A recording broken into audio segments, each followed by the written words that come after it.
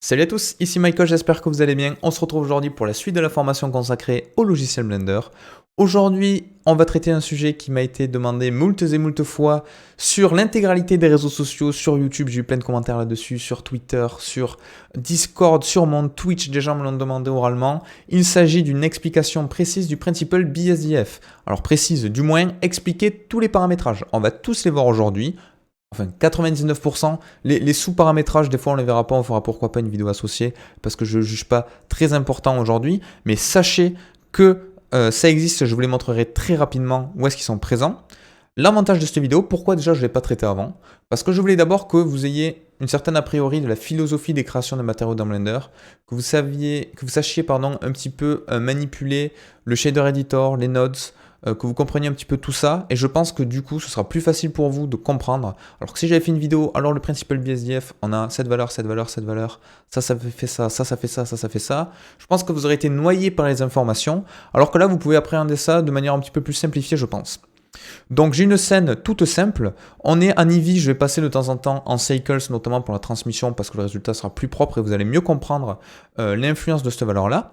Sachez que l'avantage de cette vidéo, c'est qu'une fois que vous avez compris ça dans Blender, vous allez pouvoir passer de Cycles Eevee à par exemple du V-Ray, à par exemple du Unreal Engine, à du Arnold, parce que toutes ces valeurs sont assez communes entre les moteurs de rendu aujourd'hui, même si des fois les libellés diffèrent un peu, on retrouve globalement les mêmes fonctionnalités. Donc c'est assez important, je trouve, de comprendre ça, et pour la suite de la formation, où on va traiter par exemple du procédural, si vous ne comprenez pas tous les nodes, ça va être très difficile. Donc on va commencer. Tout d'abord, on a la base color. La base color, c'est classique, si je clique dessus, je peux changer la couleur de diffusion de mon objet. Donc c'est la couleur de base, qu'on appelle des fois albedo, donc c'est un petit peu différent l'albedo et la base color, mais sachez que c'est relativement similaire en termes de fonctionnalité pure. Donc là vous pouvez changer la couleur de base, sachez qu'au passage on peut régler soit une couleur sombre, soit une couleur claire ici, vous passez du RGB au HSV au hexadécimal pour ceux qui sont intéressés, mais voilà. C'est la couleur de base, donc là c'est pas très difficile à comprendre, vous le voyez en temps réel sur ma tête de singe. Donc je peux par exemple me mettre en blanc comme c'était par défaut, alors comme ça je m'embête pas. Ensuite on a le subsurface. Alors le subsurface c'est une notion qui est très importante, et là vous voyez on va déjà commencer dans quelque chose qui est assez complexe. Le subsurface qu'on appelle également SSS en termes d'abréviation, c'est le subsurface scattering, c'est-à-dire l'éclatement de la lumière avec plein de rebonds sous une surface. Traduction assez floue, si on prend à peu près du mot à mot. Qu'est-ce que ça veut dire en fait? Ça veut dire que Blender, quand il a une surface par défaut, s'il n'a pas de SSS d'activer ni de transmission, on a une surface voilà, qui a une certaine épaisseur, il y a un rayon qui va arriver et qui va être réfléchi par exemple comme ceci en fonction du taux de roughness ou autre. Le subsurface scattering, ça va permettre d'avoir un rayon qui arrive, il va pénétrer directement dans ma surface, il va faire plein de petits rebonds, d'où le scattering, parce qu'il se divise partout, il rebondit partout, et hop là, et il va repartir. Et tout ceci, ça va permettre de faire une sorte de lueur à l'intérieur d'un objet. Alors là, vous dites peut-être, je vois pas trop dans quelles circonstances ça pourrait être utile. Alors vous allez voir, déjà, ce que ça fait visuellement. Si j'augmente le subsurface, petit à petit, là vous voyez une sorte de lueur un petit peu couleur saumonée qui se fait autour de mon objet, et si je mets un 1, on le voit de plus en plus. Donc ça va permettre de permettre en fait au rayon lumineux de rentrer dans mon objet et de ressortir en rajoutant une sorte de lueur à l'intérieur. Donc ça vous rappelle peut-être quelque chose qu'on peut voir dans la vie de tous les jours de manière physique. Par exemple, si vous rajoutez une source lumineuse très proche de vos mains, là où la peau est très fine, ça va faire cet effet-là. Derrière des oreilles également. Donc ça, on va beaucoup l'utiliser quand on va générer de la peau pour des personnages, par exemple. On peut l'utiliser sur des feuilles, où ça fonctionne également, sur certains types de pierres précieuses, sur plein de petits matériaux voilà, qui nécessitent des rebonds à l'intérieur de cet objet et rediffuser une couleur. D'ailleurs, cette couleur-là qui est rediffusée, c'est la subsurface color, c'est ce qu'il va y avoir à l'intérieur de mon objet. Donc par défaut, elle est blanche. Vous allez voir que si je la mets en vert, par exemple, on va voir un petit peu une peau d'alien. Regardez, si je la mets vers le vert, vous voyez, on a toujours ma teinte de base qui est présente par-ci par-là, mais malgré tout, là où on avait du rosé juste avant, si je passe en blanc, eh bien ça va tendre un petit peu vers le vert. Et je peux du coup choisir quelque chose comme je le veux. Je l'avais utilisé par exemple cette technique-là pour la modélisation d'une bougie. Donc une bougie également, vous voyez que même si elle est assez épaisse, donc en bas de la bougie on n'aura pas de subsurface, enfin on l'aura mais il ne sera pas très visible, mais en haut à la surface, quand on regarde le liseré par diagonale, on va voir que la lumière pénètre un petit peu à l'intérieur et est reprojetée. Donc c'est un autre exemple d'utilisation du subsurface scattering. Donc voilà, on peut également gérer le radius, mais ça c'est un paramétrage qu'on ne va pas voir aujourd'hui. Et je repasse à 0. Donc ensuite, ça normalement vous connaissez, c'est le métallique. Voilà, donc c'est le taux de métal de mon objet. On a le spécular. Alors le spécular, là, je ne vais pas voir beaucoup de différence. Du coup, je vais passer sur un matériau noir pour vous montrer.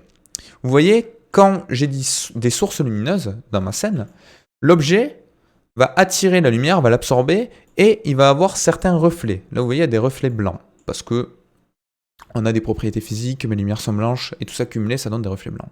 Le spécular, ça va permettre d'indiquer à Blender si j'absorbe plus ou moins ces reflets, si je les reflète ou pas. Donc si je mets un spécular de 1, vous voyez, ça va accentuer ces reflets-là. Si je le mets à 0, on va avoir une surface entièrement lisse qui ne va pas absorber, ou du moins qui va absorber l'intégralité de la lumière justement, et qui ne va pas refléter ces reflets-là des points lumineux. Donc si je descends, que je me mets à 0, vous voyez, je n'ai plus aucun reflet. Donc là, vous voyez, c'est pas réaliste. Donc je peux jouer sur cette valeur-là. Je vous avoue que la plupart du temps, pour des rendus réalistes, 0,5, c'est quelque chose qui est correct. On peut l'ajuster un tout petit peu en fonction des cas, mais on ne va jamais pousser vers les extrêmes. Il y a très peu de matériaux qui reflètent autant de la lumière et très peu qui en absorbent à 100%, voire aucun. Sauf si on est dans le noir complet, mais après, c'est des questions de lumière. Donc voilà.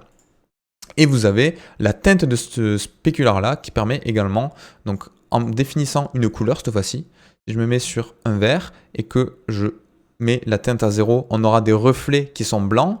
Et si je mets la teinte à 100%, on aura des reflets qui vont se rapprocher de ma base color.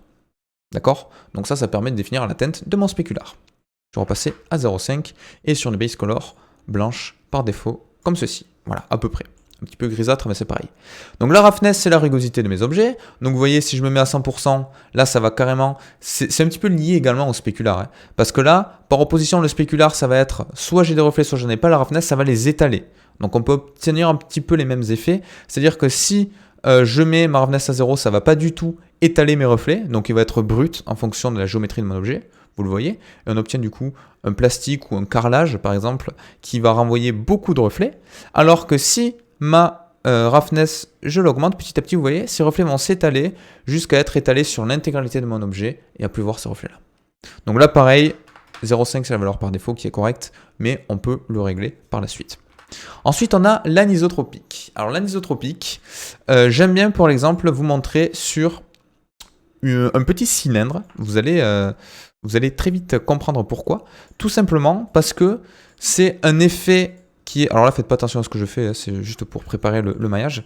C'est un effet qui est assez difficile à expliquer. Donc je vais faire un nouveau matériau. Sachez que dans le Eevee, on ne peut pas le voir par défaut sans faire un petit trick dans les matériaux que je ne vais pas vous montrer aujourd'hui. Donc je vais passer en Cycle. Voilà, j'attends un petit peu que ça calcule.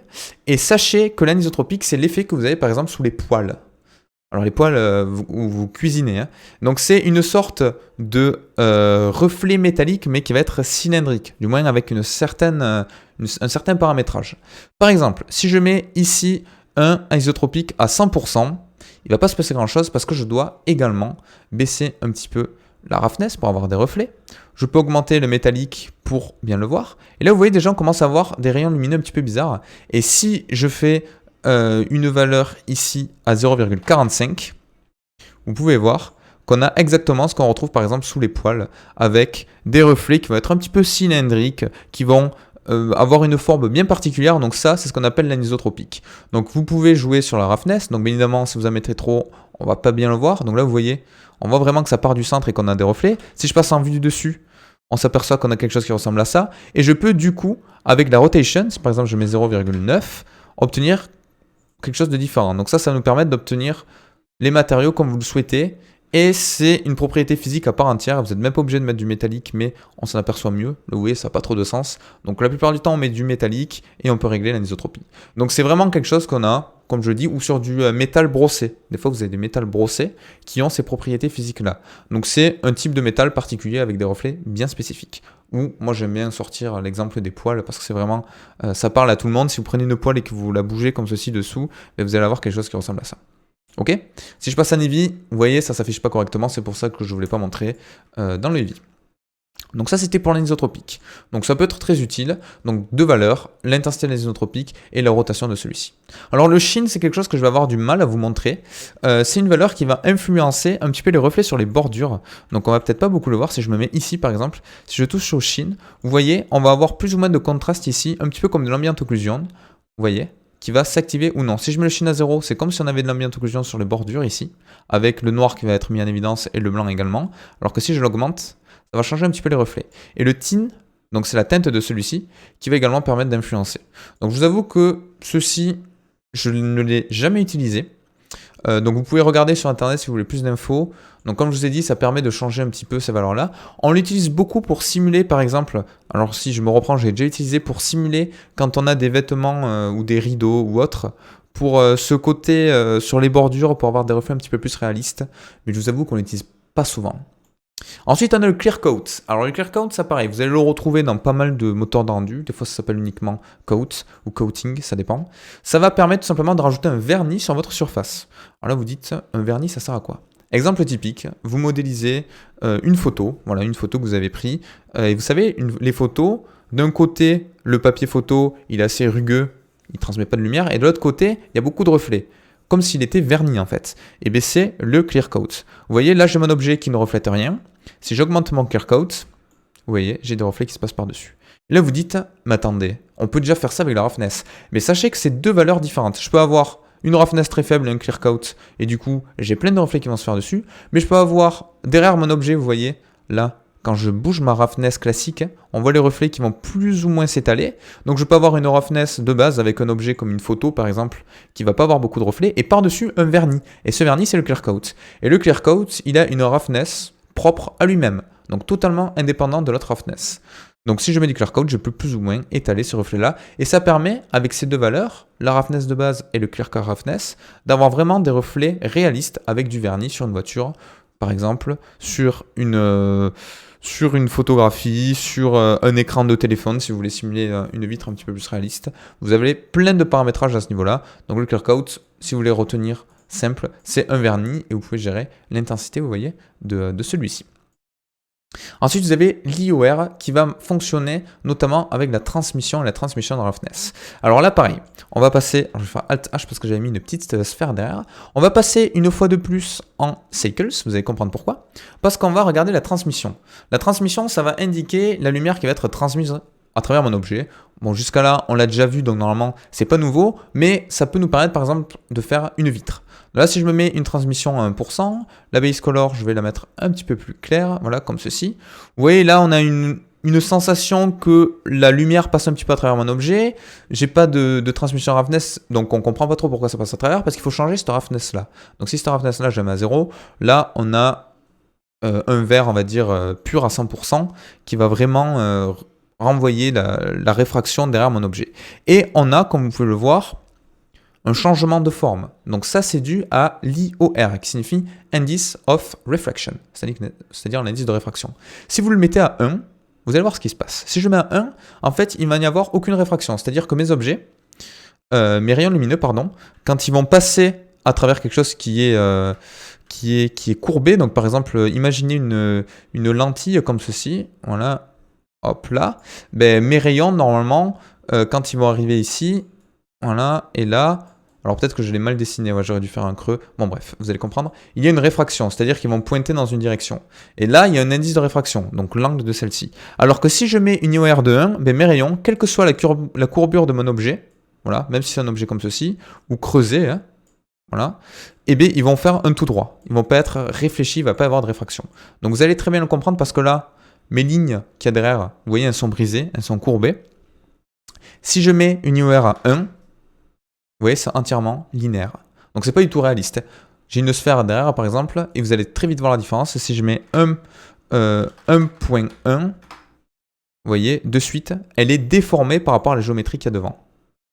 D'accord? Donc sachez que, par défaut, c'est 1.45, il me semble. Chaque objet dans la vraie vie qui a de la transmission possède une propriété physique d'IOR et vous pouvez rechercher sur Internet. Par exemple, si vous tapez Water IOR, vous allez trouver l'indice de réfraction de l'eau. Si vous tapez Diamant IOR, vous allez trouver l'indice de réfraction du diamant. Donc vous pouvez rechercher si vous voulez vraiment obtenir quelque chose de réaliste. C'est des calculs physiques qui ont été réalisés. Donc voilà. Et vous avez également la transmission roughness. Donc ça, c'est totalement indépendant de l'autre transmission. Et ça permet de rajouter un côté granulé un petit peu à ma vitre pour pas qu'elle soit 100% transparente et rajouter un petit peu de la rugosité sur celle-ci. Donc voilà, ça c'était pour la transmission. Ensuite, nous avons l'émission. Donc ça, je pense que vous devez connaître. Si par exemple, je mets une émission verte, ça va tout simplement émettre de la lumière. Petite différence entre Eevee et Cycles. Vous voyez, Cycles, ce qui est bien, c'est que ça va carrément projeter de la lumière sur mes surfaces, notamment si j'augmente la force. Vous voyez, ça crée vraiment quelque chose de lumineux. Alors que si je passe en Eevee, par défaut, il ne le fait pas. Il faudrait bien que les lights, etc., c'est un petit peu complexe. Vous pouvez activer le bloom malgré tout, qui permet d'avoir un rendu assez sympa de manière rapide. On a également, pour finir, donc l'émission de strength, comme j'ai dit, ça permet de définir l'intensité de cette émission-là. L'alpha, qui est l'opacité. Voilà, l'opacité de mon objet. Donc ça peut être utile également. Et ensuite, on a le normal, qui permet de rajouter, on va dire, un certain relief sur mes objets à partir d'une texture sans toucher à la topologie. Donc ça, on en a vu précédemment.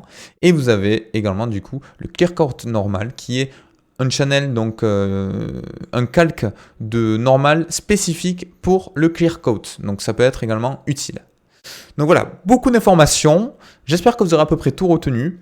On fait très rapidement un récap. Le base color, c'est la couleur de base de mon objet. Le subsurface, c'est si on veut simuler des rayons lumineux à travers une surface quand, par exemple, on a une peau très fine ou des feuilles ou autre. C'est les rebonds à l'intérieur d'une surface. Le métallique, c'est le taux de métal. Le spécular, c'est tout simplement les reflets qui vont arriver, captés par la lumière, si oui ou non, on en veut plus ou moins sur notre surface. 0,5, la valeur de base est très réaliste pour la plupart des rendus. Le specular tint, c'est la teinte de ces reflets-là captés par mon objet. La roughness, c'est la rugosité. Donc ça va rajouter plus ou moins de réflexion de l'environnement, notamment couplé avec le métallique.